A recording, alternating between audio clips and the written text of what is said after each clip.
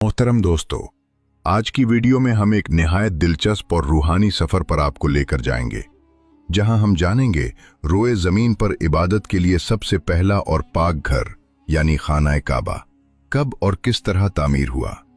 सबसे पहले किसने उसकी बुनियाद रखी और पहला तवाफ किसने किया। कौन कौन से अजीम अंबियाए किराम अलैहिस्सलाम इस मुकद्दस मकान की तामीर में शामिल हुए। आज तक खाना काबा कितनी मर्तबा तामीर हुआ। मौजूदा तामीर किस अजीम शख्सियत के दौर में मुकम्मल हुई। सबसे पहले इस पर पर्दा किस बादशाह ने चढ़ाया और खाना काबा के पर्दों को आग किसने लगाई। सोने का पहला दरवाज़ा किसने नस्ब करवाया। इस वीडियो को आखिर तक ज़रूर देखें ताकि आप हर तारीखी और मुस्तनद हकीकत से मुस्तफ़ीद हो सकें और खाना काबा की अज़मत, शान और शानदार तारीख को पूरी तरह समझ सकें।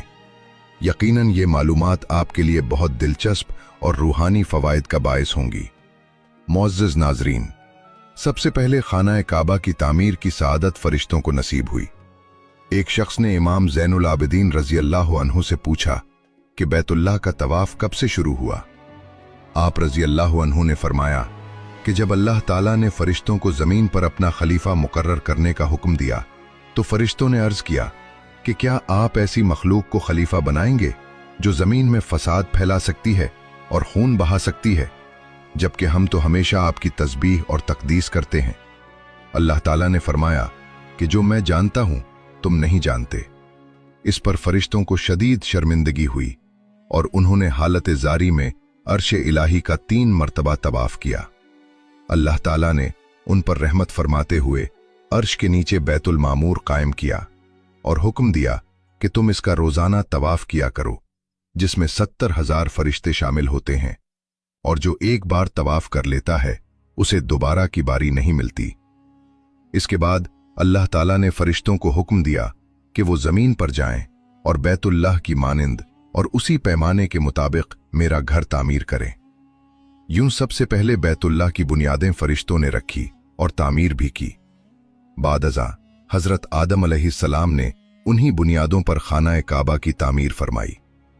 हजरत अब्दुल्ला बिन अब्बास रज़ी अल्लाह अन्हु से रिवायत है कि जब अल्लाह ताला ने हजरत आदम अलैहिस्सलाम को जन्नत से जमीन पर उतारा तो उनका कद इतना तवील था कि सर आसमान से लग रहा था और पांव जमीन पर थे, और वो फरिश्तों की इबादत की आवाजें सुनते थे।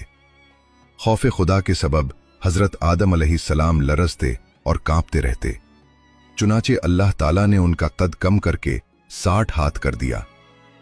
हजरत आदम अलैहिस्सलाम ने अल्लाह ताला से अर्ज किया, या अल्लाह, अब मुझे फरिश्तों की इबादत की आवाजें क्यों सुनाई नहीं देती। अल्लाह ताला ने फरमाया, ए आदम, तुम अपने आमाल की वजह से इस नेमत से महरूम हो गए हो।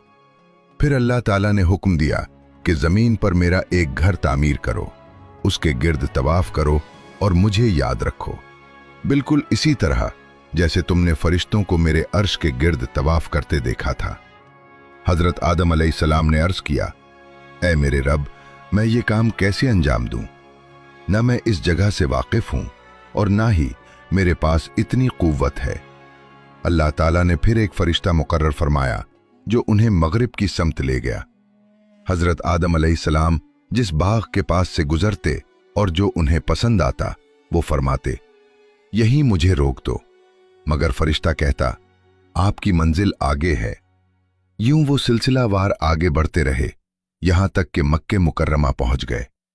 रास्ते में जिन मकामात पर हजरत आदम अलैहिस्सलाम रुके वो बाद में आबादियां बन गईं, और जिन मकामात को छोड़ दिया गया वो जंगलात और बयाबान बन गए। हजरत आदम अलैहिस्सलाम ने खाना काबा की तामीर के लिए 5 मुख्तलिफ पहाड़ों के पत्थर इस्तेमाल किए। कोहे तौरे सीना, तौरे जैतून, कोहे लुबनान, कोहे जूदी और बुनियाद में जबले हिरा का पत्थर शामिल किया।